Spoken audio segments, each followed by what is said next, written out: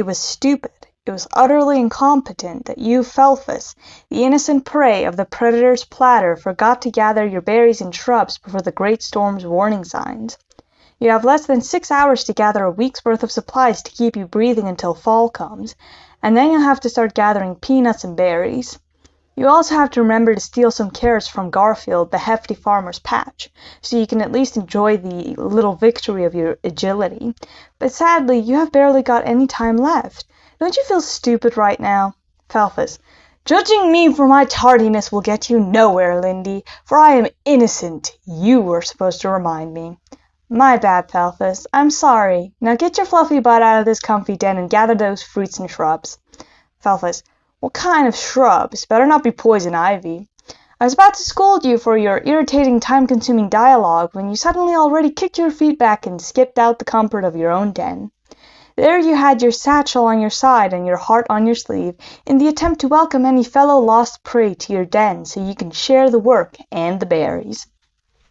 Because maybe, deep down inside, you feared you might not be able to make this deadline alone. Despite this, the skies were bright, with fluffy clouds starting to gather like a mole-hole season. They were entwining into one another, and your heart just couldn't stop from thinking about how beautiful love is. Stop getting distracted, Felfis. Felfis. Oh, sorry, it's just so beautiful, isn't it? You aren't wrong. The sky is shaded to perfection.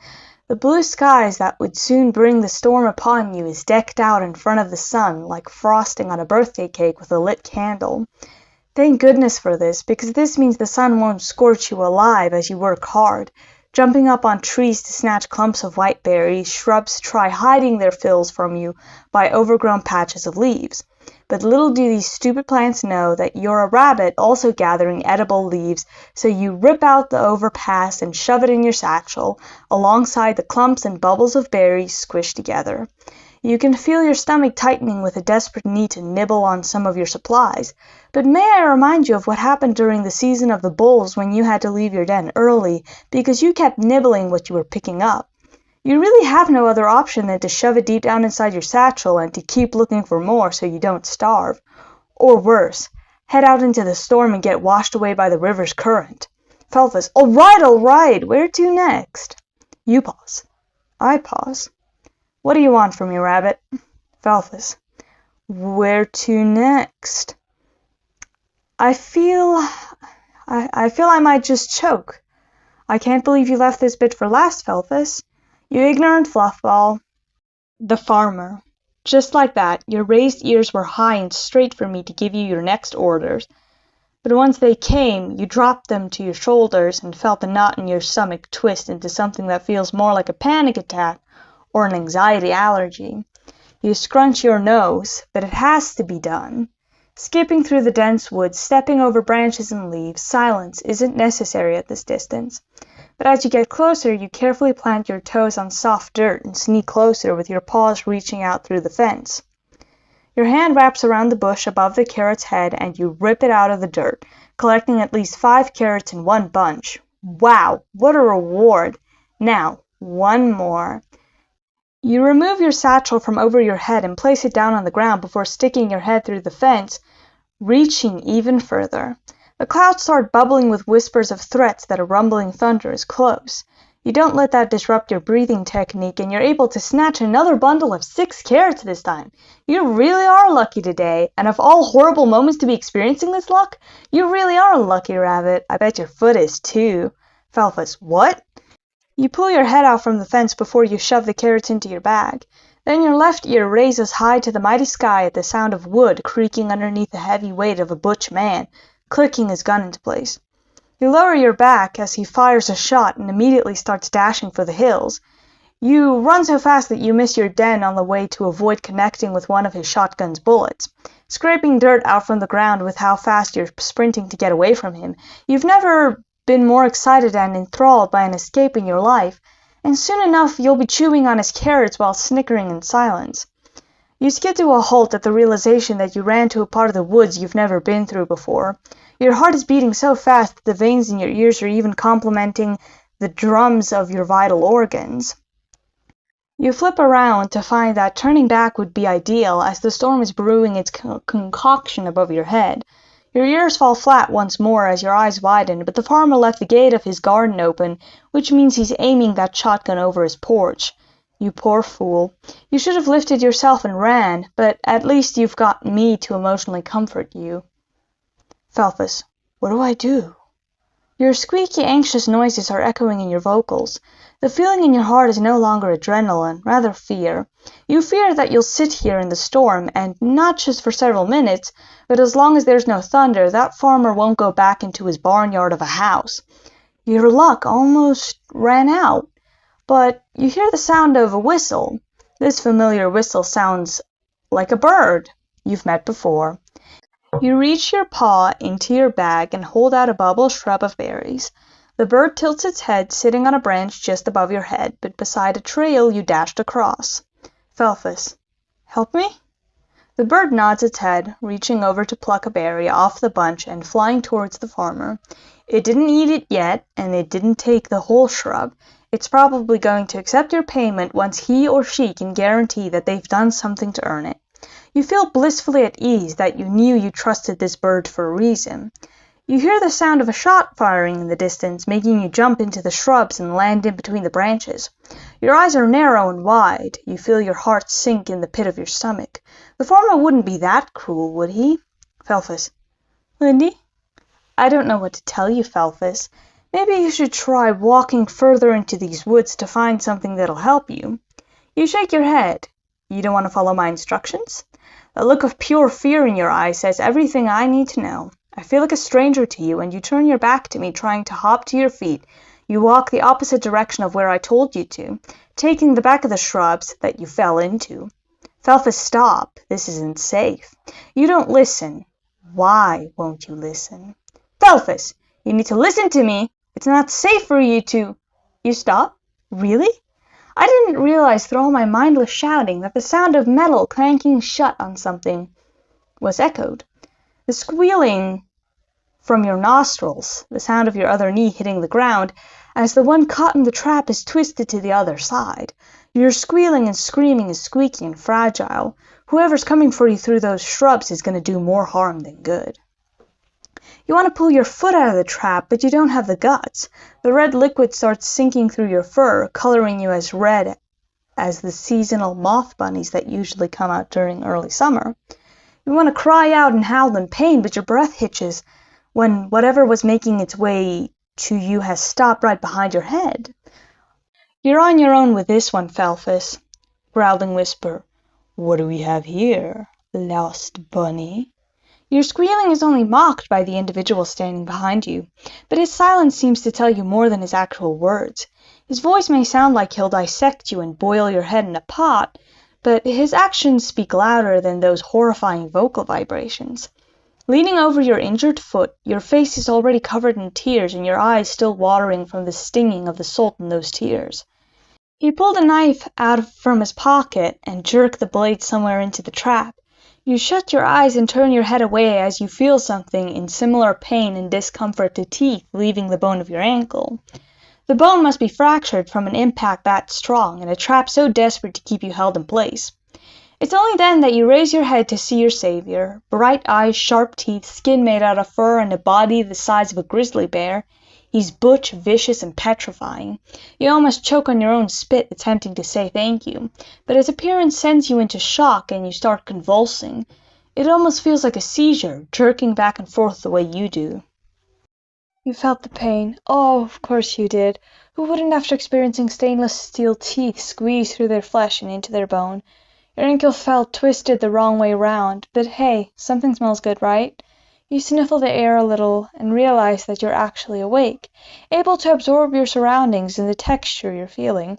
It's a thick blanket made out of stuffing and smoothly textured material. It smells like your mother's bed. The pillow behind your neck is so soft that your cheeks even experience the fabric rubbing against your fur as the back of your scalp is being massaged by the soft pillow. You feel like you're smothering yourself with comfort the longer you rest here. The couch that you're sleeping on has a frame made out of wood, but the pillows are so soft and hard at the same time, like a mattress with springs. You feel like you just might never wake up again if you go back to sleep again. Your new housemate suddenly creeps into your vision over the top of your head, looming over you. The bright look in his eyes sends a shiver down your spine. The feeling of his glare itself is more like he's wondering if you're awake or if you're having another incident. Housemate, you good? You try nodding, but the back of your neck refuses to disrupt the comfort of this plump pillow. You want to fall back asleep, but your spine jerks out of your position, feeling lightheaded as soon as you have the ability to sit up. You move your leg and feel like cussing yourself. Housemate, whoa, calm down, I just patched that. You look down to see 2 sticks sticking out from your leg, the bandage wrapped from your ankle to your foot so thick that it feels like a blanket was used. You feel like screaming and squealing again, but the pain in your throat is far worse. You feel like you swallowed hot coffee without thinking and are only now experiencing the side effects. Housemate, how do you feel? He walks around the couch, putting his claws on your scalp, his furry fingers contrasting to his horrifyingly gigantic design. He looks like he could break your neck with his teeth. Felfis, oh, I don't. You put your own hand on your forehead, almost touching his. He releases, looking around the room for a second. Your eyes widen when you realize that he took you into his house and that you've missed your chance to make it back to your den. Even worse, you don't remember where you left your satchel and you need to eat. Your stomach only growls at the thought. You notice his well-rounded ear raising at the sound of your stomach while he's flicking through a shelf of DVDs. He almost smiles out of reaction, but he just tilts his head to avoid your gaze. Something about this is making you very uncomfortable, but you're not sure what. Why would he want you to be hungry unless he's just excited for you to taste his cooking? Housemate, Dash. What did he say? He turns his head looking at you while holding a DVD in his hand. Dash, my name is Dash. Dash? Sounds like he was being rewarded for his speed. Great, he's strong and he's fast. This only makes you feel like a rabbit standing on a platform above an open flame. Eventually you'll get cooked alive, but why jump into the flame when you can still make your escape? You hesitate to breathe like he'll penalize you if you do. You don't want to seem rude, so you try hiding it as best you can. You find the blanket still covering the other half of your lower abdomen. The TV sat in front of you, shaped like a box with a somewhat wooden frame, starts to flicker to life. Dash. Keep yourself busy with whatever while I sort out some stuff. Don't mind the noise and don't worry. I get you're still nervous. Any questions can wait until dinner. Don't bother me if I'm hungry. You might just regret it. He walks out the living room, addressing some things you've been considering. Questions? You don't want to get to know him better. You want to leave as soon as you can. You have to leave. There's no way you're staying, right? I see that look in your eyes, Felfis. Felfis. Lindy, there's nowhere else to go. The storm's gonna wash me away before I'll even get halfway close to my den. And besides, where even is this place? I'll get lost and starve before I'll make it back. I can't just eat any leaves. But you have to try, right? You can't just... Felfis, please, just a few days. Maybe the storm won't last as long as they said it would. You turn to the window to remind me that the sound of rain isn't a soothing soundtrack, rather just nature sending you its personal FU notice. Felfis, come on, the rain's not so bad. You blurt that out before realizing that the movie Dash played for you is incredibly loud. The sound of the main character voicing his pain, thinking back to when he was a cop, firing bullets and running after bad guys, now lying in a hospital bed filled with regret that he never trusted his partner. The shooting, the screaming, the action scenes, why is the TV so loud? You hear a scream coming from one of the scenes where the bomb is ticking to its countdown, and find yourself looking almost surprised that a movie with such good quality would let an unnecessary quirk like that slip out.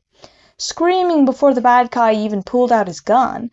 Another series of screams echoes once the gun's out from under his coat. The movie blasts on like it's just part of the distraction. Dash is such a good person. He really let you watch a movie to distract yourself as he's busy with some work? You wonder what Dash is busy with, and what Felfis... No, I'm not. I really don't care what he's busy with. The main character on screen removes the kidnapped little girl from the back of the dead drug dealer's car, wiping her tears away trying to comfort her.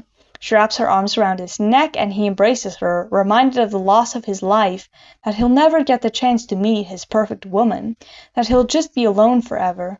He's reminded constantly of his partner's death through the other cops mocking him throughout the film, and eventually the end rolls around the corner, where the little girl ends up being adopted by the cop. The serial killer lies dead at the train tracks, and together this detective and that little girl promise to take care of one another.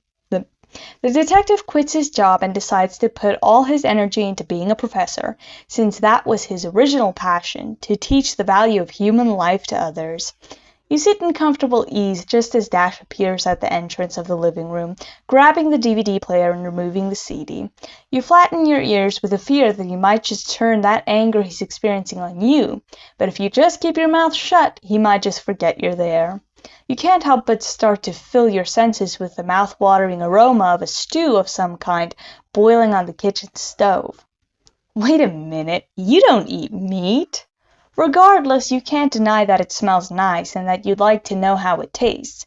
But before you can say anything, you find that Dash has paused to stare at you, his eyes darting from one side of your body to the other, his eyes fixing on your broken foot. He looks like he's thinking about something that almost pains him. Dash, you hungry?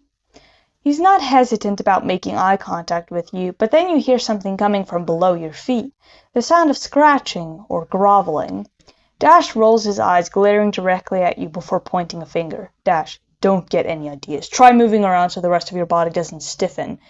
And he reaches out to the other side of the sofa, gripping the arm of the couch before picking up a walking cane from the floor. Dash, don't pressure your foot, you might just lose it. You take the staff, but clearly not fast enough for his liking, as he almost throws you with it. You feel like scum and a nuisance, but hey, the storm's still a bigger threat than a literal predator pretending to care about you, right? He walks out the room, and you take this opportunity to address me like some schizophrenic. Felfis, I don't appreciate you making me nervous for no reason. It's almost like you want me to die. Felfis, something about this place isn't right. Who puts a movie on for an injured house guest? And even more so, that loud? What's in the basement and what's cooking in that pot? Oh, so that catches your attention, twisting your chin to eye the pot boiling on the stove. You want to say something to address it, but not directly to Dash. You think that if that meat is rabbit meat, that'll boost points for me to encourage you into leaving. So, what do you say? Do as Dash says and move those limbs of yours. You get up from the couch, annoyed at my antics. Well, these are necessary steps you need to take to ensure your safety. You skip over towards the pot, the end of the cane tapping loudly against the floorboards, which really isn't helping your case at sneaking a peek at the pot's content. You see a chopping board with little speckles of meat rubbed against the wood and a knife in the sink. The smell and the sight of the boiling contents makes you want to have some of it for dinner, but again, you're a rabbit. You don't eat meat. Do you? You take a spoon sitting beside the pot on the kitchen counter and decide to take a piece of meat out to get a better look at it. How are you even going to know if it's your meat or not? You look around the kitchen and find 2 different doors. You really don't want to know what's boiling in the pot. Felfis, I can't tell the difference between rabbit meat and regular meat. Fair enough. The left door is the door the Dash left through. The right door is the one that might lead you down a hallway towards other bedrooms. You drop the meat back in the pot and place the lid above it before tossing the spoon in the sink. You quickly make your way back to the living room because curiosity might just kill the rabbit instead. Sitting yourself back down in the sofa, you notice that on the right side of the TV is the collection of DVD movies and series that Dash has collected over his lifetime. You want to ask Dash how old he is, since he looks quite young for someone who owns his own house. On the left side of the living room are books, various books. Some of them you've seen on display in front of the traveling shops that come to drop off items for any woodland creatures that'd like to buy civilization's props. You skip over the books and start tapping them one by one. Isolation is not good for you, there's a peanut with the name Button, Hotel Punishment, Posse of Wounds, Hopeless but Devoted, Wonderland Stoppers, Hungry Happenings, VORT. All these books are misplaced and the genres don't match. Whereas, skipping to the DVD section, You find that the films are stacked according to genre, the sequels placed next to one another with delicate detail taking into account. Some of these films don't even have numbers on them to signify which film comes after the other, whereas the books are just shoved into the shelf at whichever place it would fit.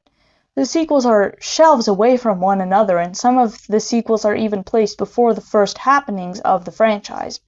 It feels like he favors one side of the shelf over the other, which actually makes him seem a little more normal. Felfis, so you agree that you've been overreacting? No, I'm just stating the obvious. Having a preference makes him more relatable, but that doesn't mean he isn't planning on butchering you and putting you in the second pot that's gonna be on that stove. That's when you hear footsteps coming from the left hallway. He finally manages to see you up and about and looks satisfied that you took his advice as his tense shoulders relax a bit. You're nervous, feeling your heart beating a little quicker when realizing you put the spoon in the sink and he left it on the counter. If he caught you in the kitchen, what would he have done? He turns around, removing the lid off the pot without even being curious in the slightest as to how the lid managed to get on the pot in the first place. He takes out a salad bowl and starts filling it with water before he reaches the fridge and takes out a fat, delicious pile of spinach. Your mouth starts to water, your senses start to tingle, and even your little fluff ball of a tail feels like shaking a little with excitement at the sight of those healthy dark green leaves. You just want to nibble, but that look on Dash's face says he's currently concentrating, and he isn't in the mood for interaction. But surely he'd be willing to bargain, wouldn't he? Felfis. Dash, right? Dash raises an ear, twisting his head over his shoulder. He looks like he's scanning his surroundings before turning back to the bowl. He starts pulling the leaves off the stem of the spinach, ripping it away from the root that you also wouldn't mind nibbling. He reaches out of the bowl and holds it out to you, turning his shoulder slightly to get a better look at you. He hands it to you like a rich man handing a piece of bread to a homeless child. He's rewarding the desperate look in your eyes as if he's enjoying this. Felfis. Can I? Dash. What am I going to do with it? You encourage his fetish by reaching out and grabbing the root of the spinach before he continues to rip the green leaves off the root of the spinach, tossing it into the empty sink beside the one containing the spoon. No dirty dishes lie around the kitchen apart from the spoon you used to dig around in his stew, lying in the sink, that is. You nibble down on your snack and feel your senses calming down, skipping back to your original position on the couch. You sit around on the sofa, just shifting from time to time as the time on the clock seems to click and tick, curious as to when Dash will finally be done with dinner. Half an hour later, you hear a difference between when he was cooking and now that he's finished. 2 bowls, a couple tapping noises coming from the spoon slamming against the pot when he's done filling the bowls. He leans over the sofa, handing you a bowl with a fork stabbed into the middle of the meaty stew. No rice? You're not surprised because he's a predator. He doesn't eat rice, he tears through flesh. But you think it's suspicious looking at him now. He's only got meat in his bowl, and this meat looks different from the kind you've got in your bowl. But like you said, you don't know the difference between meat, so what's with the sudden shift in your attitude? Felfis. Dash sits over the coffee table with his legs crossed, leaning over his own filling. You want to know the difference so badly, Felfis? He looks up at you, almost making direct eye contact, but he's more glued to looking at your throat than your face. The difference is that this meat is raw. Yours is cooked. He cooked meat for you. Felfis. So, Dash, what? He takes his hands in his bowl, picking the meaty pieces up and shoving that in his mouth. He boiled meat in a pot for you, Felfis. Just eat it. You swallow while looking down at it. For some strange reason, you feel a bit sick to your stomach because the smell is delicious, yes, but you still don't know what it is, do you? Felfis. What kind of meat is this? Dash. Fuck, shit.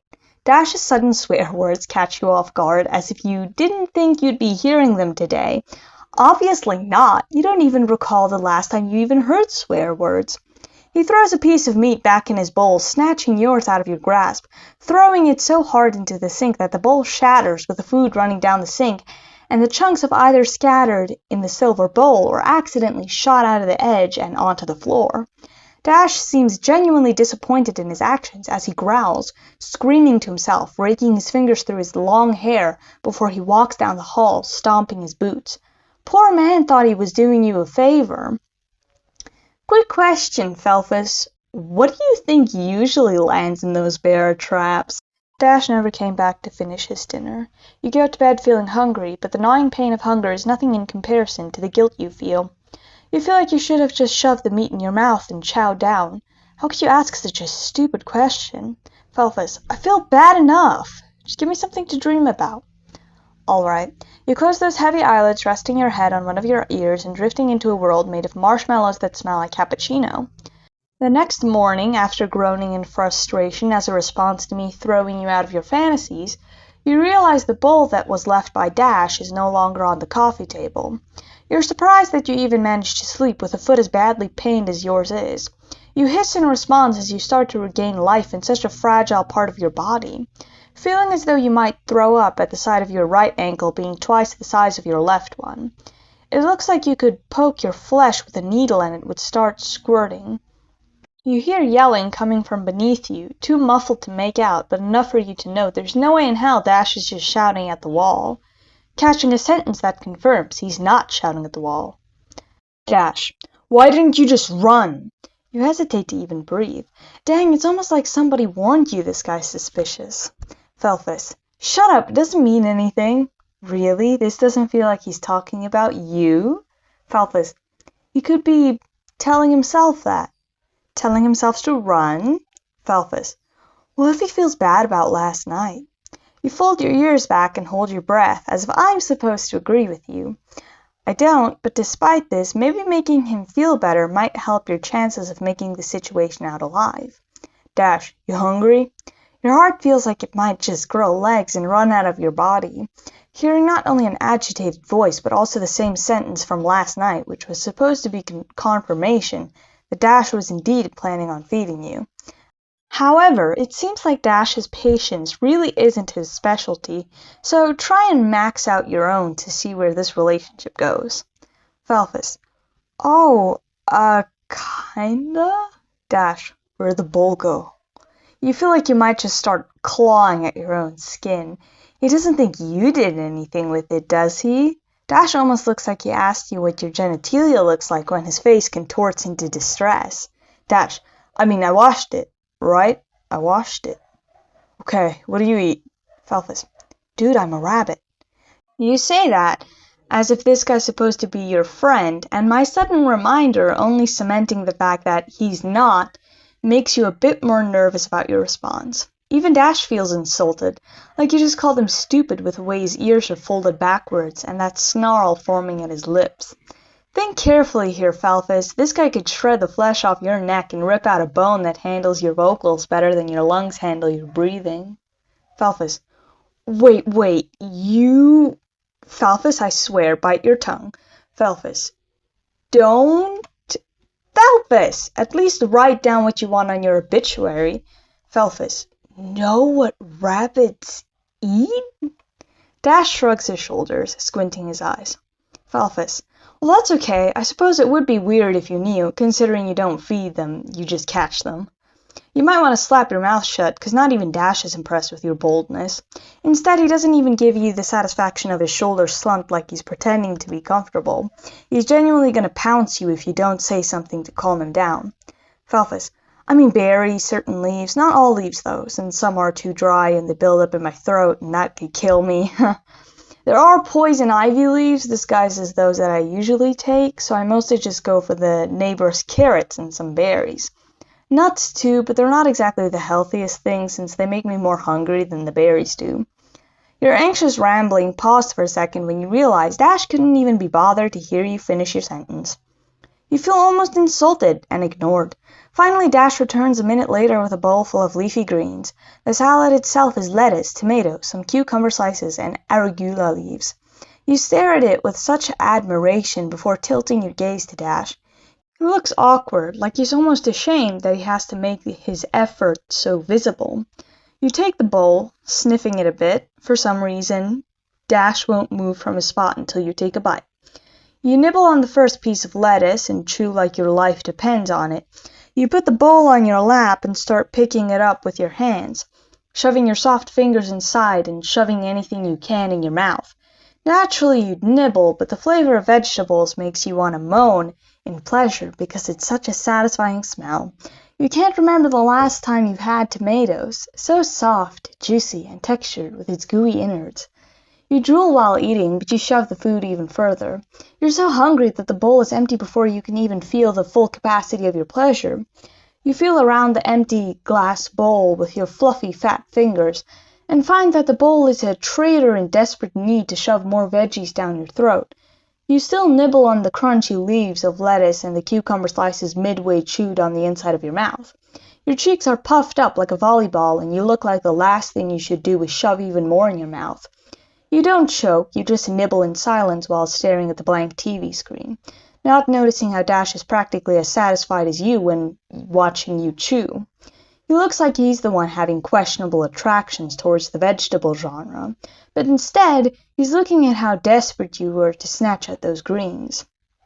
Dash almost chokes, swallowing back a cough. Dash, need any more?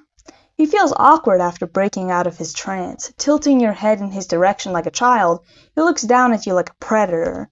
His fingers are rolled into the palm of his hand like he's getting ready to punch something. Felfis, oh! You swallow the final bits of your salad and hand him back his bowl, shaking your head. Felfis, no, I'm pretty satisfied. Dash, well, you're a simple pet. I just wish she was too. Dash leaves the living room on an ominous note. She? Who is this she? Felfis, doesn't matter, free housing and the storm's still going strong. Obviously, you're taking note of your surroundings, the windows shaking from the thick water drops slapping against the glass, mocking you as day by day things seem to get more complicated. You let out a dry cough and realize that even though a tomato tastes juicy, it really doesn't hydrate you. You think maybe calling Dash will have him at your service, but you can't bring yourself to bother him while he's busy with something else. The damp feeling of the storm is coming from the ceiling, and the sweat on your forehead is caused by that same feeling, which is accompanied by the first signs of a growing migraine. Knowing that sitting in one place is just going to cause that migraine to grow, you climb on your working paw and grab a hold of the cane rested on the floor beside the sofa. Once on your feet, you make your way to the kitchen. One of two doors holds the answer of your curiosity of where the bathroom lies. Which door is going to get you killed? You roll your eyes at me. Felfis, don't be so dramatic. I'll just pick a door, and if it's not the right one, I'll just pick the other door. And if you see something that I want to silence you over? Felfis, I'll pretend I have short-term memory loss. Fair enough, he's pretty arrogant, but he might just have a little more savviness than that. You approach the left door, the one where Dash usually goes through. You assume because he always takes this side, it must mean because it's closer to all the most important facilities he could require. But the door opens within 3 seconds and your vision blackens within 1 when a clawed hand is thrown into your vision. Knocked out so cold that when you wake up, you only feel a fat bandage sticking to the right half of your face. Everything looks blurry to you at first, one side seeming more red than the other. Your mouth tastes like you shoved a bunch of coins in it, but then the sweet aftertaste is only confirmation that it's blood in your mouth. You remember your hand from the untouched side of your face, and find that you have dry blood on your paws. Only then are you aware that you are not within the confines of the living room anymore, and instead on a carpet inside a bedroom. The bed is queen-sized with an assortment of green, white, and yellow. There's a dressing table on your left right beside the door.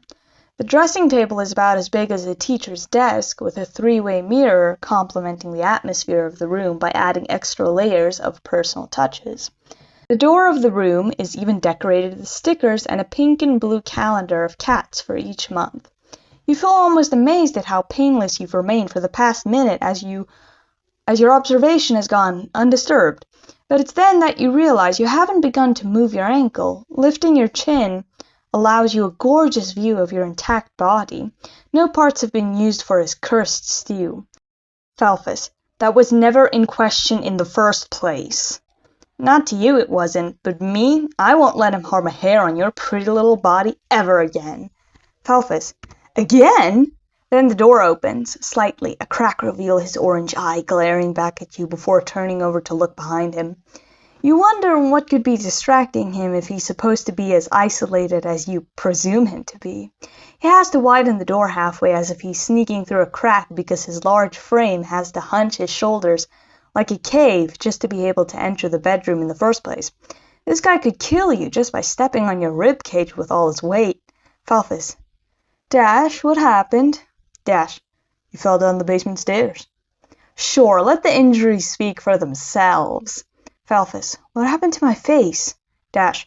You fell against the wall. You're ignorant enough to believe him, as you visibly sigh with relief that you find him to be innocent of any wrongdoing, whereas I am fully aware that creature has white fur still clinging to his claws. Felfis. I'm sorry for... Dash. What were you doing? He looks agitated, not like he's ready to jump you, but more so if you refuse to give him the answer he's expecting, that he might just want to dispose of you as a house guest altogether. Felfis. I needed some water. I was thirsty, but you were already gone. I didn't mean to... Dash. Call me the next time you need something. You almost twisted your ankle the wrong way round. The man just threatened you, yet you remain oblivious as you believe he's talking about how you slipped down the basement stairs. Felfis. Oh, thank you. I'm so sorry for being such a terrible house guest. I've been trying to calm down, but I'm just a little on edge. Dash. Still. He crosses his eyebrows like you're directly insulting him, or like you're his girlfriend holding the fact that he cheated on you against him. He's being overdramatic. Dash. What am I doing wrong? You can't answer because your throat's too dry. The feeling in your ears is one that heats up your entire body, making the injured part of your ankle and face feel itchy on the inside of the wounds. Dash. Are you cold, bored, thirsty? Thirsty, you're thirsty, of course! You want to smile at him like he got it right, but your head suddenly feels like you're holding a boulder on your neck. You throw it back, hitting the back of your scalp against the carpet, and you hear a thud echoing in your ears like your head is warning you that it might not hurt now, but you should be more self-aware. Dash returns with a glass of water after having left for about 10 seconds. He's fast, faster than you thought he'd be. Handing it to you, you reach out and wrap your paws around the glass, the cool liquid making your mouth go even more dry, like your body's trying to respond in a grateful manner. You tip the glass fully. Within seconds, the end of the glass is facing the ceiling. You put the cylinder down on the floor beside you before you feel a twinge of pain when Dash kicks your broken foot. You squeal out in response, letting out a louder cry. Dash. Notice anything different? He places his foot lightly on your broken one. The pain sends shock vibrating through not only your ankle, but your thigh as well, making your organs feel like they're twisting in a cauldron. The pain makes you feel like you want to throw up, but you take all your strength to acknowledge he's not leaning all his strength. Hell, not even half his strength. It's then that you notice that he swapped your bandages for some cleaner ones. Felfis. Oh, thank you, I really appreciate it. You squeal and breathe out the words like you choke on them if you didn't just use your entire ribcage to push the breath into your sentence. He releases your foot and kicks the other one, which doesn't hurt as much, but the gesture in itself is a disrespectful one, advising you to take note of something else as well. With a glare in his eyes, a snarl taking shape at his lips, he leans down in front of you. Dash. Anything else? You try inhaling through your nostrils, but this leaves an unfamiliar scent traveling through your air holes. You sniffle around your shoulder and under your right arm. You smell like soap, and the hair on your skin is soft and fluffy, not as damp and disheveled as when you first came. The shirt you're wearing isn't even your own. The shorts on your legs aren't even yours. You stare at him, almost like you're supposed to choke on your words and see this as some kind of violation, but you refuse to believe that Dash means you any harm. Felfis. You washed me? Dash smiles at your reaction. The squeak in your voice makes him proud of his efforts. Dash. Wouldn't want you bitching around in the bathroom about your sore foot now, would we? Dash laughs, as if that was supposed to be humorous. You stretch your lips into a nervous smile before Dash grabs your paws from your rested position and throws you over his shoulder. Out of instinct, you raise the ankle that's not broken, like you're going to kick something. He throws you down on the sofa after carrying you down the hall. Nothing distinctive, if a little empty on the walls. You were expecting to see some kind of portrait painting or picture of someone or something to personalize this place a little more. but this place feels about as dead as Dash's eyes. Now, since when have you been thinking that morbid? You're stuck in this house for as long as the storm's still around. You don't know what day it is, and honestly you're too scared to ask. He drops you down on the couch of the Century and throws the blanket over you like one would do in a restless manner. Just throwing it over your head as well, he pulls out any DVD and shoves it into the DVD player before turning the noise up. The movie starts within the explanation of the past events. It speaks of a forgotten princess who wanted her name to be remembered in the history books, but instead her future was cut short when she was accused of robbing the king and she was stoned to death. Then a young girl is handed an amulet by an older woman working behind the counter of an old shop. The little girl barks at the story in confusion, and you probably know by now that Dash has left to do his work in the basement. You assume it's in the basement since, despite the fact that the noise of the television blocks out any loud sounds that dare peek through your hearing, you feel the vibrations of the power tools he's using, of some kind of powerful machine pulling something heavy off the ground in chains. Or you assume, since heavy machinery would usually be working with chains. Or again, you assume, since you're a rabbit, you have no use for that kind of information. At least the loud voices of the TV isn't preventing you from overthinking this predicament. Felfis, I need to pass the time faster. You nestle into the blanket and readjust the pillow. Somehow, even with its undeniable medical benefits, the soft texture of your sleeping gear suddenly feels less safe and almost uncomfortable. You try closing your eyes while the movie blasts on. Halfway through, or almost even close to the end, the little girl finds out that the princess was pregnant with the witch that haunts the amulet the little girl has been handed, and threatens to take her life to prevent the world from knowing the secret of the witch's presence.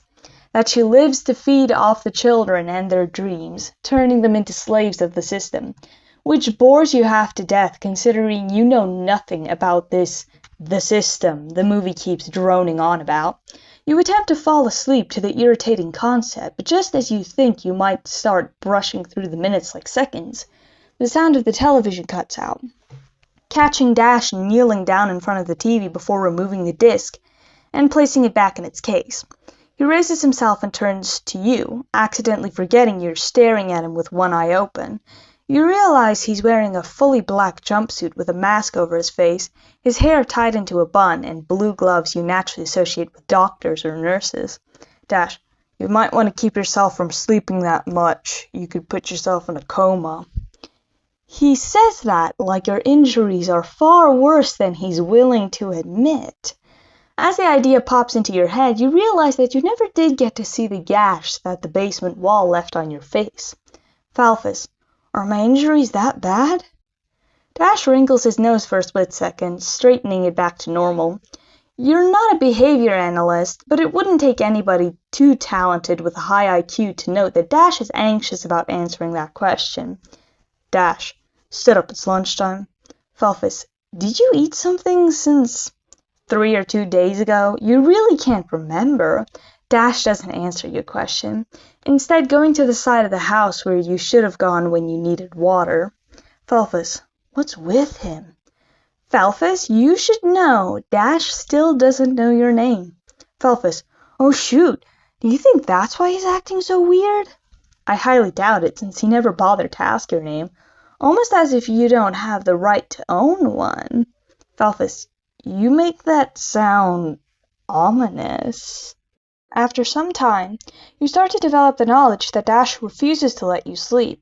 You can feel it's the middle of the night, but the desperate predator cut the corn off the stem of the vegetable while he made himself a bowl of the popped kind.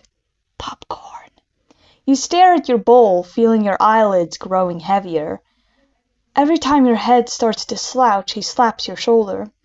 He put on a comedy of two men too incompetent to figure out how to rob a bank, so they enlisted the help of a wannabe drug lord who also seems to have the same IQ as them. You lazily laugh at their antics as one of them gets stuck in the bank while the other one is distracting the female guard by flirting with her. That happened several minutes ago, and now they're back in the van arguing about whether a peanut is a type of vegetable or a fruit. Dash laughs louder than you, practically vibrating in your ears, and throwing you out of the opportunity of passing out into the realm of sleep.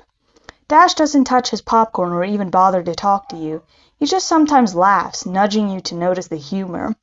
You think it's sweet and kind of reassuring that he sees you as a potential friend. Through the glow of the TV, you can see a texture of glass over his eyes as he's choking on his own laughter, throwing his arm at you from time to time. Sometimes the humor takes a pause to acknowledge the situation of their human lives. That's when Dash sits still, with his wrist rested on the arm of the couch, his fist pressed against the side of his head.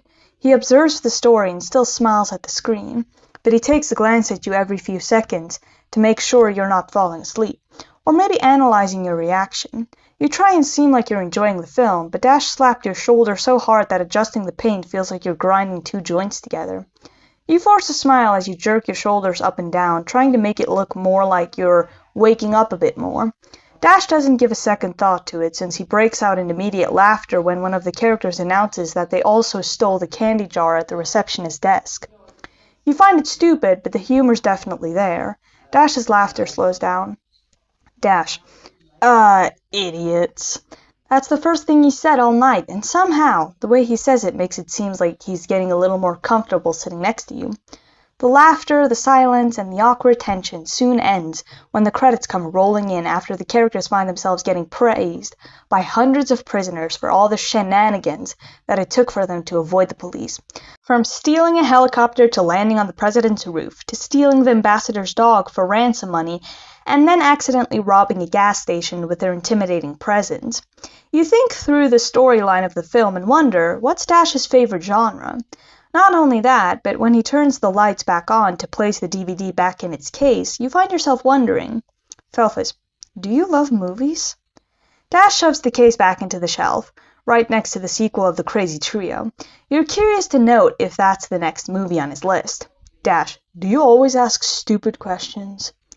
You were just trying to make conversation, but it's clear that Dash prefers you to keep your mouth shut, as he doesn't bother adding anything else when making his way to the kitchen. With a hot chocolate in his hands, he handed you a water bottle. You think nibbling on this might keep you awake as he reaches for the second movie. This one involves the zoo animals escaping from their cages and one of them essentially breaking through the prison wall, which results in a jailbreak in the yard. The trio are threatened into leaving with a group of tattooed men who tell them that they're planning on taking them to the Mosquito, who seems to be a powerful criminal. You don't know how you feel about the film, but it's not long before they start cracking jokes, making Dash laugh from where he sat. You feel ignored, disposable, inanimate, and just not as an equal. Your nibbling on the bottle pauses, feeling tears in your eyes. You remember this feeling. Why does this affect you, coming from someone like Dash? A predator that's supposed to have its teeth in your neck by now, and yet you feel guilty that you can't build proper grounds with him. As a kid, you were always thrown to the side, ignored by not only your siblings, but your own mother as well. Carrots for dessert, but Felfis got broccoli for dessert. Not that it's something that should have mattered, but carrots taste better. Carrots are better. Carrots have more texture, flavor, and atmosphere to it. You spent that whole day pleasing your mother, washing her laundry, hanging up her clothes, scrubbing her pomps, and sweeping out the tavern, even holding up a sign in the middle of the street, dancing to bring more customers to the small business she owned. Instead, she punished you for going missing half the day while they needed someone to keep the earthworms busy. Half your rations were gone that week, and she sent you out into the storm. The sound of the drizzling rain suddenly has the ability to cut through the loud laughter and the TV. You feel your heartbeat quicken and the feeling of something sitting heavy on your chest. You blew out through the storm and got washed away into a different city. You spent days and almost weeks sobbing in the dirt, nibbling on anything that you were able to confirm was safe. You starved to the point where the feeling of drowning felt palpable compared to the feeling of something gnawing in the pit of your stomach. Like a dog biting you with its old teeth because you forgot to feed it. It felt like a double-edged sword every time you found something to eat. Yes, you'd live for another day, but on the other hand, was it even worth eating more just to starve, to find more? Soon, you weren't eating to live, but living to eat. The screaming, your own sobbing, the pain in your ankles, and the throbbing of your broken one. It felt like it was breathing separate from you, trying to hurt you. You couldn't hold it and let out a groan. Dash couldn't hear from how loud he was laughing. Soon your vision became blurry and you couldn't even see the TV screen, tears running down your face from the pain. Not only from your ankle, but the heat in your face made it feel like there's lemon sap running over your wound. You screamed out in pain, hunched over on your stomach, but Dash kept his attention on the TV screen before pulling you at the back of your neck and lowering his mouth next to one of your flop-down ears. Dash, shut up or else I'm putting you in the basement. You squinted your eyes, breathing heavy. The pain seemed to dim at the sound of his voice, like he was comforting you, and for some reason you feel a little more relaxed. You almost want to wrap your arms around Dash and thank him for his emotional support during this traumatizing moment. But instead, you feel sleepy. So you lean over him, thinking that he's a support shoulder, this is fine, resting your head on his lap. Your eyes widen as soon as you realize what you've done. You feel your heartbeat quicken at the sight of his outstretched knees and his rough fur on his feet, but then you feel a weight on the side of your head. He scratches the back of your ear like you're some kind of pet, then smoothing the fur on your ear by rubbing his hand over the texture of your fur. You turn your head to look up at him as soon as his hand rests on your shoulder. Finding that he's blankly staring at the TV screen with no expression on his face, other than intending to see how this movie ends. You rest back down on his lap, trying to relax as best you can since he's not planning on letting you get up from this position. Felfis, if you're not careful, this guy might put you in a cage. You fell asleep and don't know where you woke up afterwards, because it felt like you had more space, but you still felt confined. Then twisting your abdomen over behind you, it felt like seeing a boulder about to roll down a hill onto the path that you're walking, because you're staring right at Dash's backside. His snoring doesn't make him any less threatening than a sleeping bear that's been looking for something to eat. Your heartbeat is in your ears when you realize you're struggling to fall back asleep. I could help you, but for now you can decide on exploring while he's fast asleep. Felfis, are you crazy? His hearing's probably like a bat's. Then you should stop whispering to yourself and get out of bed already. If he asks any questions, you can just say you were looking for the bathroom. Felfis, don't you remember what happened the last time I was looking for the bathroom? The bandage on your face is of no interest to me. My only curiosity is what you'll find underneath it. Go to the bathroom, then peel back the layers of his perfect band-aid. The square on the side of your face isn't even a bandage due to how bad the gash must have clawed through your face. The basement wall, he said. Felfis, Lindy, stop it. He's not... Felfis, if you don't stand up and get out of this room to see what's underneath those layers, I'm going to make Dash wake up. Or better yet, turn him over and make him aware of the life-sized plushie sleeping still in his bed. Felfis, okay, I'm going, sheesh. You finally get up from your uncomfortable sleeping arrangement and skip on your broken foot to make your way towards the bathroom. Skipping feels like walking a minefield that at any moment you'll blow into bits because of your carelessness. Felfis, excuse me? I mean, my carelessness, all right? Anyway, you approach the door, which feels like pulling a pin from a hand grenade. Felfis, stop with the bomb references! Your heart is thumping like a ticking time bomb. Felfis, Lindy! At any moment it could explode as your ears catch wind of the shiftman coming from the bed. The lion remains in his slumber for now. Felfis, you know it's kind of racist to compare two different species of felines into the same category, right? Shut up and open the door already. But wait, you slip up.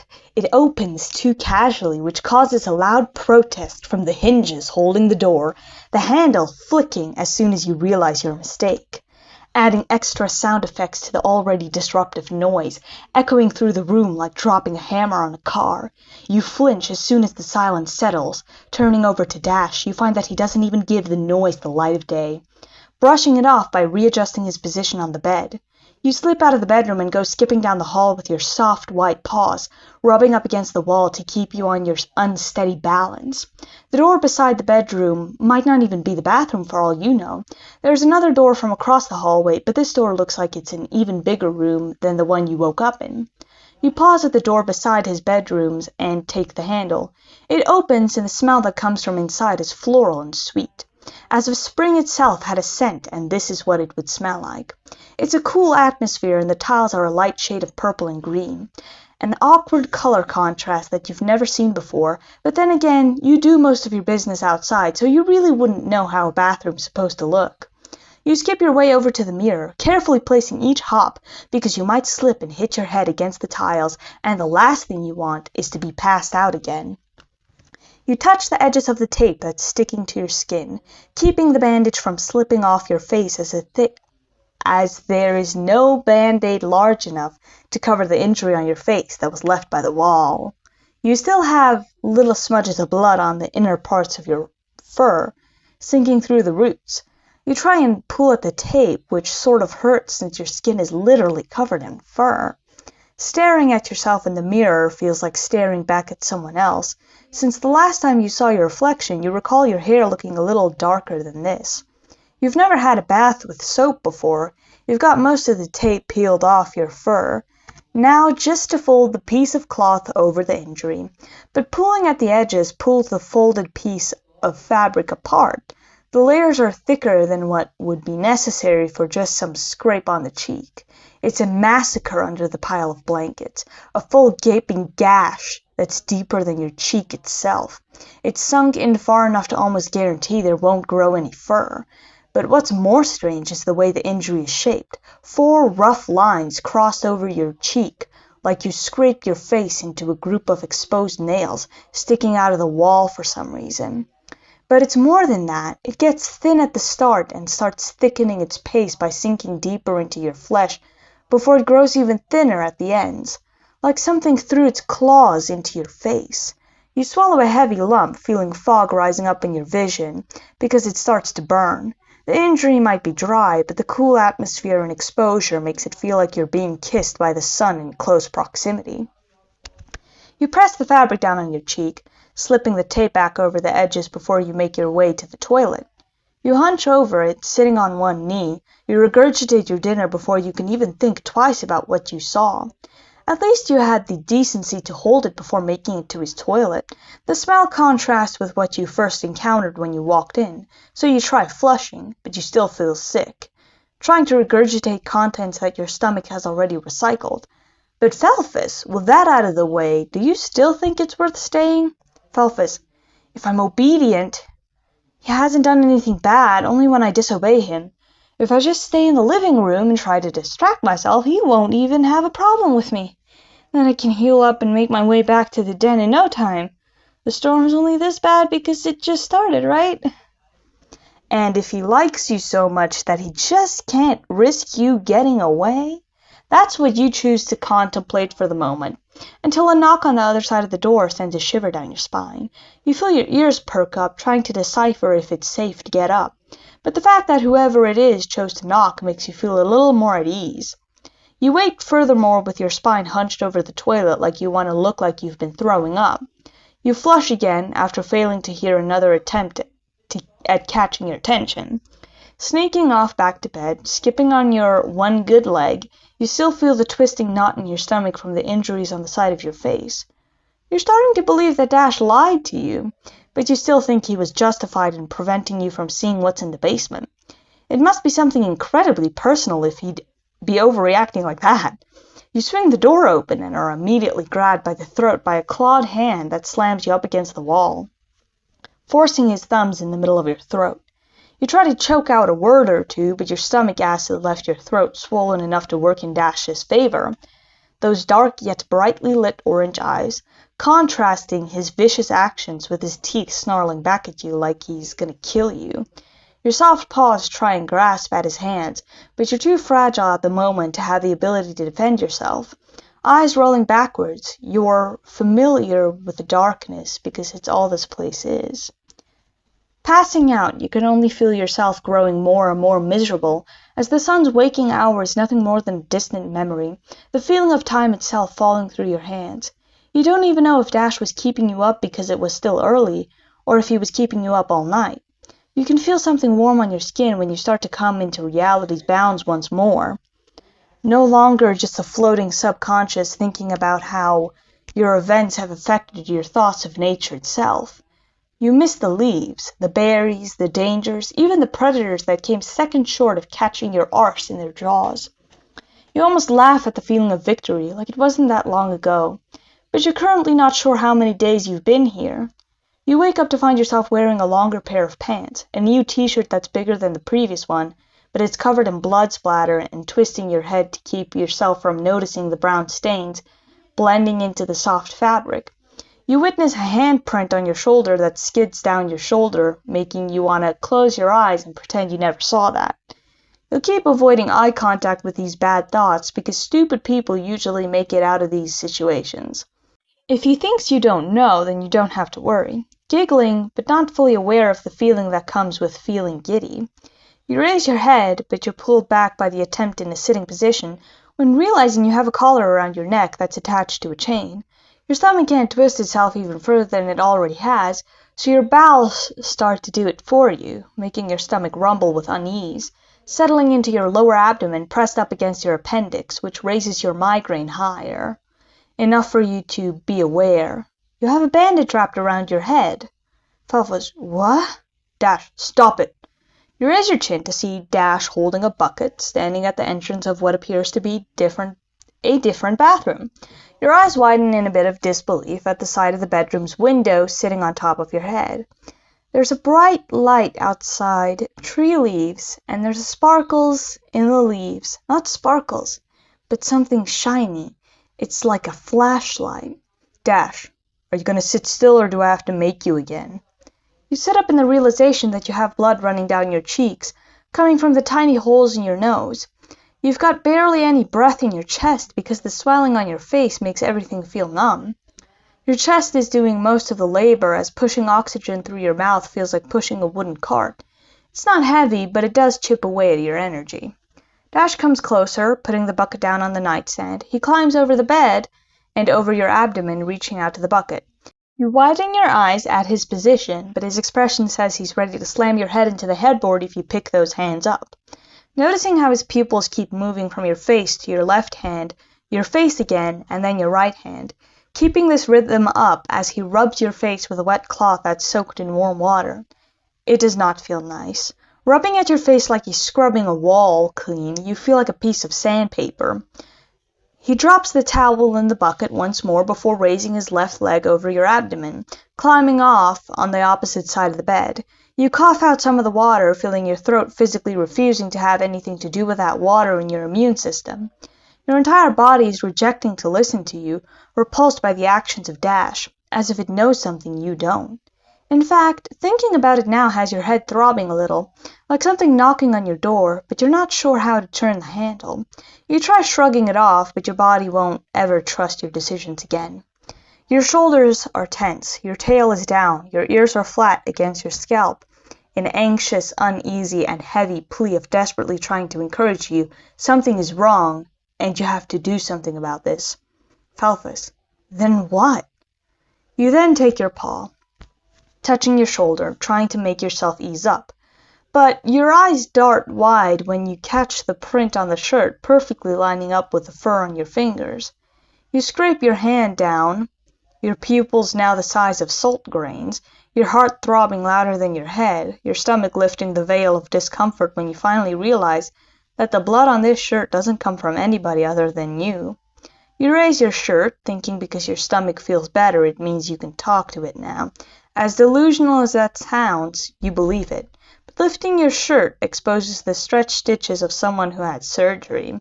The naked spots in your skin with missing fur as a reminder that your injuries sink deeper than just a few scratches here and there. Your eyes adjust to your ankle, wiggling your toes and twisting it left to right, with no bandage on your ankle anymore.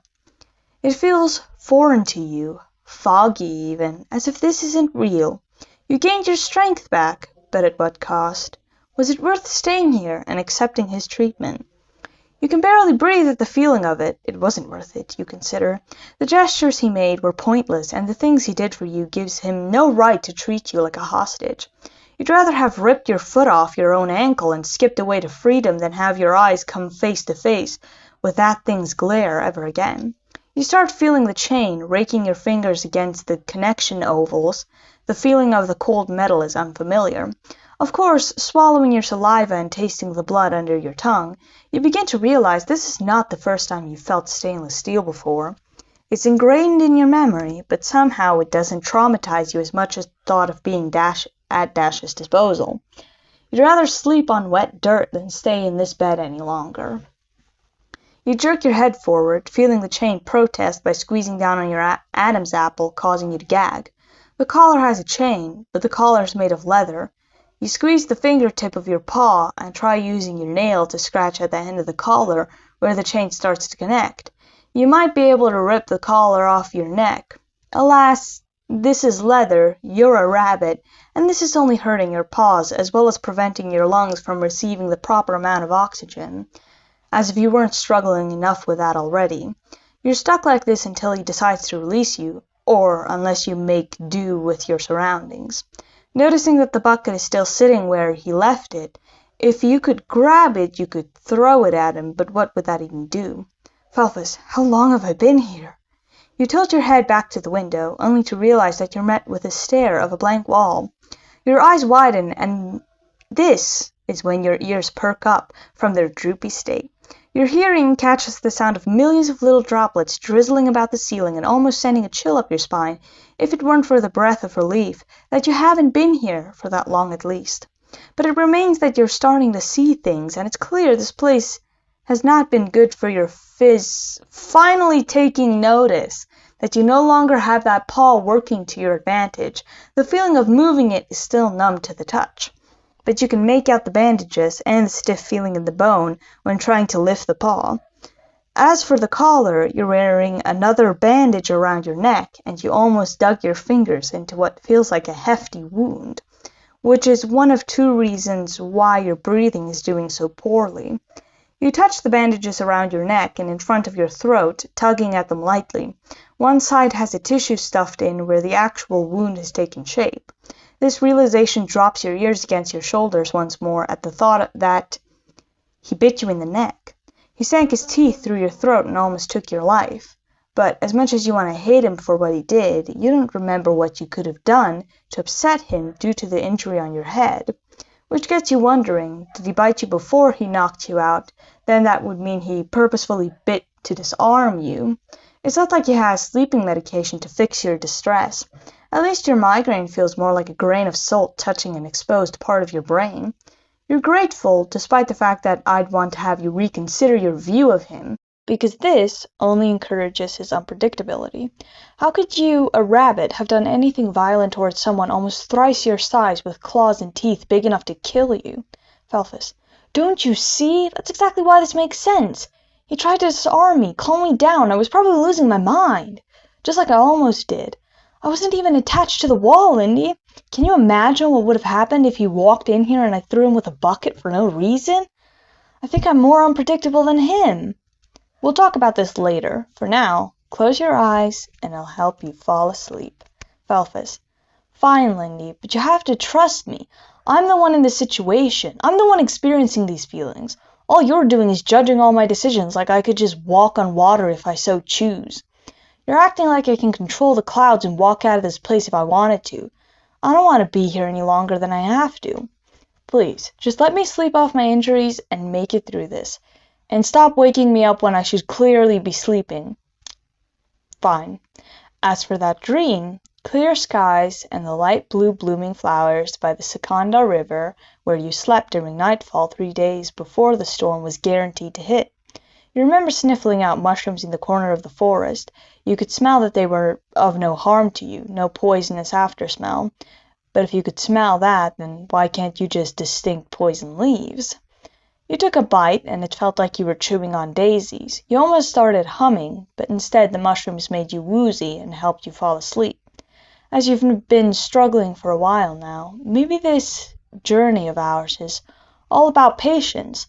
My desire to leave is probably what's hindering your healing process, but my desire to keep you safe is burning inside the abyss of my mind. My guilt lingers where your heart beats. My thoughts rummage where you put your most private thoughts. You tell me to trust you, and maybe it's my actions that cause these injuries, my haste to make you aware of the cries I keep hearing in the basement. But maybe as you have your instincts, maybe, just maybe, she deserves to be there.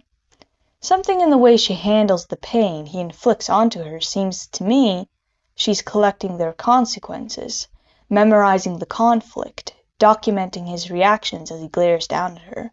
She smiles at him with her round teeth, too smooth to bite through anything and cause any real damage. But when he kneels her down on her cracked bones, I see the pleasure on her features, and I see the trouble behind his eyes. He's uncomfortable with the amount of trouble she's causing him because this requires him to punish her with brutal tactics. She's not like you. She doesn't listen. I tried, but it didn't work. I let you sleep the first day. I let you wake up. I let him put you in that same spot, and I watch him go down those stairs. I don't need to remind you that your injuries are suspicious because deep down, you know I'm right. He puts a movie on and leaves it up to the volume that leaves your ears feeling like accessories. You sleep, he wakes you up for lunch wearing pitch-black clothing, black sweater, blue medical gloves, a black mask over his face with darker than usual pupils in his eyes. The light coming from the storm doesn't even reflect in those soulless orbs. They look like marbles that were painted black, but you don't see it because you keep your eyes on the food and continue watching the movie. He changes your bandages, helps you bathe, and this time without knocking you out, leaving you feeling uncomfortable, but it's all worth it, right? You sleep, you wake up again, the storm's still outside the window, and the next time he comes upstairs you realize there's something different about him. He's not as uncomfortable and stiff, nor agitated and annoyed as he usually gets when he feeds you during the day. Instead, he's a little more calm, collected, like he did something to solve that problem in the basement. Must have been the pipes. You sit at the counter of the kitchen chewing on a piece of cabbage while Dash is cooking vegetables on a pot, peeling carrots by the sink and sniffling from time to time like his nose is runny. He does seem a little more exhausted than usual. You think he might be... Dash sneezes. The loud echo and vibration of his sneeze almost shoots a fight-or-flight response from you, but you hesitate. The sound was loud enough to make the windows shake, hearing a loud sniff echoing after the indication that he's clearly unwell. He puts his hands on the sides of the sink, staring out the window, then looking down. He seems like he's trying to gather his daily energy to start moving around, but something feels really different about this. Your paw still hurts and your face isn't any different. The bandage around your neck was never removed until you fell asleep, which bothers you quite a bit since you're not a heavy sleeper due to the fact that you always need to remain vigilant. You're nervous that Dash might be making you too familiar with breathing close to your face. Being knocked out explained it, but just being asleep? Dash. What? You're shot out of your thoughts when you hear Dash speak. He's talking like his nose is blocked, then a sneeze escapes him, but this one is more blowing air out of his nostrils before shaking his head like there's a fly chasing his ears. Felfis.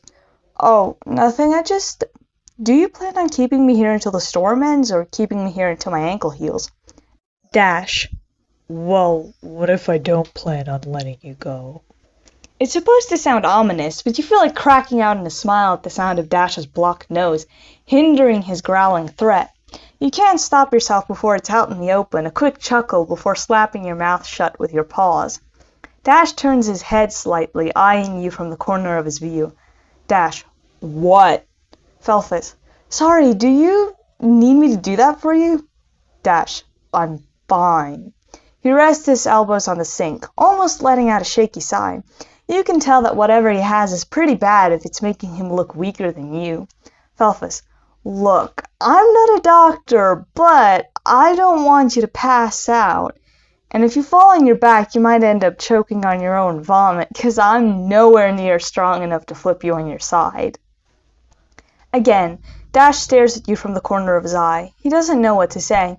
He probably can't say it, so he just skids a chair across the kitchen and sits beside the sink, pulling his knee to his chest. He gestures for the carrot, the knife, and the pot with one tilt of his head. You feel like gasping out of relief and immediately skip out of your chair to approach the boiling pot. You first look at the water and then proceed to grab the knife and the halfway peeled carrot. Staring down at this scene makes an invisible pebble in your throat, which normal people would call a lump. You remember the last time holding a knife. No, you don't, because you never have. This is the first time you've ever needed to touch something this dangerous. Felfis. Dash only raises an eyebrow as you turn to him for advice. He leans back, letting out a yawn, which exposes his back teeth as jagged, sharp rocks by the river, but more extruded and threatening. His tongue is rough, almost dry, and looks like it could peel the flesh off your bones. You turn back to the carrot just as he snaps his mouth shut. He lifts himself beside you, almost an entire 2 feet taller than you. He snatches the knife out of your hand, but he wraps his arm around your right side and leaves his breath on the exact spot where he left his teeth the last time you ended up in an accident with him. Watch. You avert your gaze from the window, which lets you contemplate your demise, and then you place your full attention on Dash's hands. He digs the smooth side of the blade into the skin of the carrot, ripping the rough edges right off the orange vegetable and flicking the skin off the blade by aggressively tilting it. He then proceeds with several quick-placed strokes before flipping the blade into the palm of his hand and twisting it so the handle is directed towards your paw. You try. You take the blade without question, since hesitation makes Dash despise you. You hold the knife and take a clean carrot as Dash holds onto the carrot that was peeled by his hand. You want to bite into the orange vegetable, the scent of it almost right next to your face, as if Dash's breath is caked in the delicious aroma of your favorite snack. You want to turn around and snatch a bite, but the smell is in the palm of his hand. You can't turn your head because you can hear his rough breathing through his mucus-infested lungs. He turns his head just as you're about to dig in the blade, letting out another loud sneeze that shakes your bones from your core. You dig the blade in and slide it across the carrot. The skin is in your hands, and the blade is sharp enough to leave that scar looking pretty. Your face would have gone pale if you weren't already a white rabbit.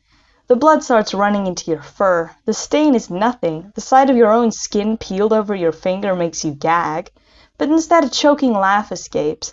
Dash stares over your shoulder, shrugging his shoulders with you locked in against the sink by his hand still settled on the sink's edge. Well, that's something. You start tearing up, running down your face like the blood pouring from your wound. Dash grabs your shoulders and locates you in the living room, still trying to control his mucus levels by sniffling from time to time as he starts rummaging through the drawers of the living room. Calm down. You get caught in a bear trap, tripped down the stairs, and I almost killed you from instinct, and this is what makes you cry? Felfis, it burns and I can feel the skin. Dash finally finds what he's looking for, pulling out a small first aid, because you're assuming the bigger one must have been used on your injuries. You feel a twinge of guilt alongside the pain of your burning finger. You caused most of these injuries, and all Dash has done for you is sacrifice bandages, first aid kits, and who knows how much disinfectant to keep you alive. He tosses you out of your thoughts by dropping it on the table, grabbing your finger, first ripping open a small packet that only later enhances your scent at the realization it's an alcohol pad. You almost hiss at it upon first reaction, but are instead met with Dash holding your shoulder down and pulling your hand forward, rubbing your loose skin down to somehow help with the pain. You squeal and scream in between the gags of your own snot and tears. You howl out in pain. It feels like hot salt water getting poured out onto your burn scars. Screaming like you're getting mauled by a bear, Dash relaxes with the alcohol pad, tossing it aside before taking another one. Your soul wants to leave your body. It wants to reveal itself to the afterlife's doorway and say goodbye to this cruel world forever. But you are met with the complete and sweet warm comfort of a piece of cloth covering your skin. It's a small piece of the bandage that was rolled up in the kit. Unlike the usual cloth white, it's brown. The texture's more rough, but the tightening of it around your wound feels like it's kissing your heartbeat, spooning it into submission, trying to get it to calm down. He finishes it by grabbing a piece of tape and wrapping it once over your finger to ensure the security of the bandage. Your finger now covered, he does something you think would have come from your mother.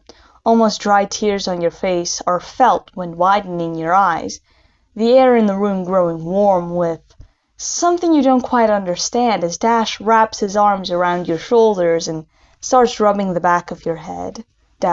Shh, calm down, calm down. He doesn't grip you, he doesn't force you to reciprocate, he's just cooing you into a tone you've never heard before, rubbing your ears back as his hands rest on your back. Don't worry, I have something that'll calm you down. He reaches in the fridge and removes a pill bottle. It's completely white with a blue cap. Popping off the lid, he rolls the pills down into his palm, removing one small pea-sized white pill, putting the bottle back down and handing it to you before returning to put it back in the fridge. Replacing the empty space in his hand with a glass and filling it up with tap water, he rushes over to your aid like a concerned mother. Dash, it's sleeping pills. If you take one, you won't pass out. They're not as effective as I thought they'd be. You hold it in your grasp, staring down at it for a second. This feels a little... Dash raises an eyebrow, confused that you're looking at him like he'd been stuffing you with these things. Dash, they're not poisonous. It's the same thing I gave you when you fell down the basement stairs. You also didn't mind taking it when I helped you up the toilet the other night. You've also been kind of nibbling on them in the middle of the night. Your jaw loosens from your face. Felfis, you saw me eating sleeping pills and you said nothing? Dash, what? The worst side effects are hallucination, dizzy spells, I guess short-term memory loss. You feel your stomach twist. Felfis, you helped me up from the bathroom? Dash, well, you kind of hit your head on the sink after throwing up in the tub, so... You feel a twinge of guilt, or is this perhaps confusion or embarrassment? Dash, what? Felfis, my injury? You touch your face, and Dash just shrugs his shoulders like you had nothing to do with it. Dash, like I said, you fell into the wall. Felfis, and I hit my head? Dash, yeah, I guess that's what it looked like. Felfis, and this? You almost wrap your hands around your own throat. Dash, reflex? Felfis, so you've been nothing but... Stop giving me those! Dash looks at the pill bottle and raises another eyebrow. Dash, why? Felfis, just stop! Throw those away! Dash looks at you almost like he's about to start laughing, but he pouts his lips with a piercing on the side of his lip, only now a significant thing to look at. He turns to the kitchen before stopping in front of the entrance. Dash, what did you think's been happening this whole time? You think the voices coming from the basement could also be a side effect of those, but what's clear to you is that Dash is somewhat more playful today, almost untrustworthily so. But you can't confront him considering those pills he's been giving you could have really been doing some damage. Or maybe he's gaslighting you.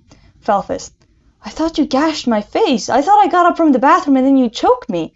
I thought you had something in the basement, and I kept thinking you were trying to cage me in here like some kind of animal or something, you know? Dash doesn't think what you said is funny, despite your laughter echoing across the house. He just rolls his eyes and returns to the kitchen, tossing the bottle of pills in the trash can. But something about Dash not taking a second glance at your words makes you wonder.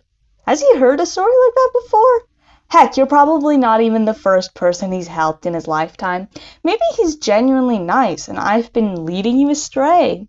Felfis, Dash, maybe we could watch a movie today.